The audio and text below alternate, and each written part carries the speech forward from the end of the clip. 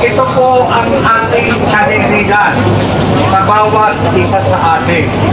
Ang ikapatagumpay ng ating ipinaglalaban ay nasa ating mga kamay. Wala po yan sa kapulisan. Wala po yan sa kung kaninong politiko. Ito po ay nasa atin. Paano po natin gagawin? Kailangan ba natin ng pondo? Hindi po. Hindi po natin kailangan mamalimos ng awa kung kani-kanino. Ang kailangan lamang po natin masunod ang formula. Ano yung formula na yun? Bawat isa sa atin magsama ng 10 katao. Yun lamang po. 10 katao bawat isa sa atin. Sabi niya, kung mayroong DPS, kung may 1,000 DPS, magsama ng 10 bawat isa, magkakaroon tayo ng 10,000. Tama po ba? Ha? Tama po ba? Yung ipinipintang nila na tayo daw ay nagpapayan ng 500 bawat isa, di sana marami na tayo. Diba?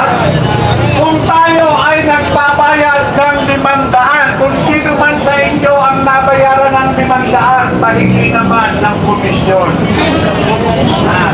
Pahingi naman, pamalato naman, di ba?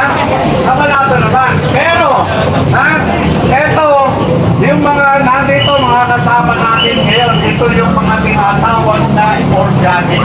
Diba? Organic. Ito yung, kumbaga sa ano, ito yung talagang kusang loob. Ang mayroong paninindigan na hindi mo na kailangan tapikin, hindi mo na kailangan hilahin. Narito, patuloy na sumisigaw ng katarungan para maibalik yung sinasabing karapatan na nakasulat sa ating saligang batas. Diba? Tayong narito yung mga sumisigaw na bakit ninyo ginaganyan ang aming vice-presidente? Bakit ninyo sinasadauna ang aming ibinoto? Kung hindi nyo igagalang ang aming vice-presidente, para nyo na rin tinapakan ang aming pagkatao. Tama po ba? Palakpak! Kaya po, eto po, ang ikapapanalo po ng ating mga ginagawa. Ang ikatatagumpay ng ating mga pinaghihirapan, napakasimple lamang po ng formula natin.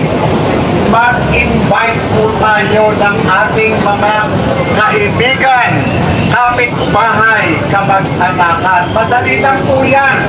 Kung tayo ay nakakagasto sa Starbucks, nakakainom tayo ng mamahaling kape, nakakain tayo ng mga mamahaling hamburger, ng mga mamahaling donut, sa 1,000 lang makakapagsama tayo ng 10 katao. Marami po dyan na walang kakayahan na maipamasahihan ang sarili nila. Bakit hindi po natin tulungan? Sa 1,000 peso po, 100 ang pamasahe. May 1 minute sa Saragosa. Magandang gabi po. Tayo ng 10 katao. Tama po ba? Yung kaya-kaya po natin yan. Kaya-kaya po natin gawin yan. Kaya wala po tayong gagawin kung hindi magsama ng ating mahal sa buhay, kaibigan, kapitbahay, di ba?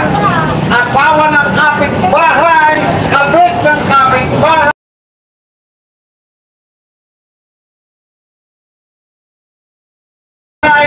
Kung merong mga marites, paglabas natin ang bahay, isama na rin natin yung mga marites na yan. Tama po ba? Yan, pagka po nagawa natin yan, wag na po tayong magtaka. Tayo ay magigistan na lamang natin nang doon na tayo sa Palasyo de Colón. Diba?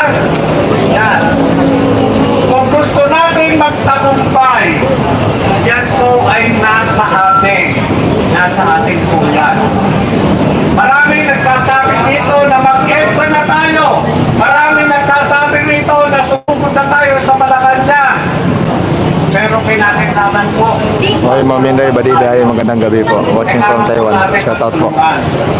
Kung hindi naman po Ma'am Serena, shout out. sa atin na magsama ng 10 katao o ligit pa, mas baka tutulog po ito ng madali at matatapos po itong problema natin.